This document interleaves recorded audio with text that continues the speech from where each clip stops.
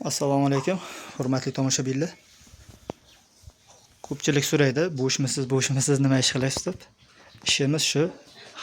Ham parranda boqaman, ham stroyka qilaman. Yozgi paytlarda, qishki paytlarda. Hozir ayni stroyka qizigan payti bizda.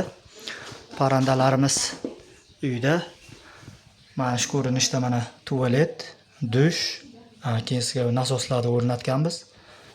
Bu yerda mana eshigidan, misol uchun tualetdan chiqdilaring, sirazi qo'lni yuvib, misol uchun ertalabdan ham tish-pishlari yuvib, suvlar bor, mana chiqadi. Nasoslar ishlayapti. Bu yerda oyna. Xudo xolasa o'zim to'g'riga 80 litrlik Arslonni ilib qo'ydik. Bu yerda nasos. Bu yerda keyin yana topli pol yoqda ishlayveradi. Topli pol faqat dushovoyning ichiga solingan, keyin bu yoqqa koridorga solingan. Tualetga solganimiz yo'q. Dushimizni ko'rinishi o'rtaga qarab uklon bo'lgan. Bu yerda mana smisitlar ilib qo'yganmiz. Suv tushadi bundan ham. Xudo xolasa, bu yog'imiz 1.35 ga 1.55.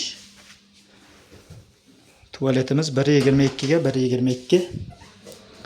Tualetimiz mana 1.22 ga 1.22. Bu yoqda ventilyator qo'yganmiz. Boyaga tualetda zarb qila bo'lsa, zarb qiladi. Tepaga tortib chiqib ketadi. Bu yoqda mana выключательlari.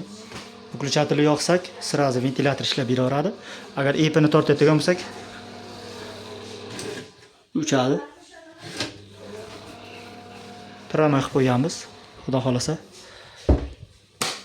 Mana shu ko'rinishda, xudo xolasa mana. Bugun bitta ishimizni svetlar o'chirsa o'chadi, yonadi. Xudo xolasa. Bitta like bosib qo'ysalaring bo'ladi. Ishimiz ham stroyka, ham parrandaga endi qiziqishimiz bor uchun parrandalarni ham boqib yuramiz. Hozir mana shu ko'rinish. Hali tashqarilari remont bo'lish kerak. Hozir buzib, yo'q qilyapmiz. Ichkari tayyor bo'ldi. O'tgan safar ham video qildim, xonani ichi ham bitgan. Mana shu ko'rinishda mana, xudo xolasa. Like bosib qo'yamiz.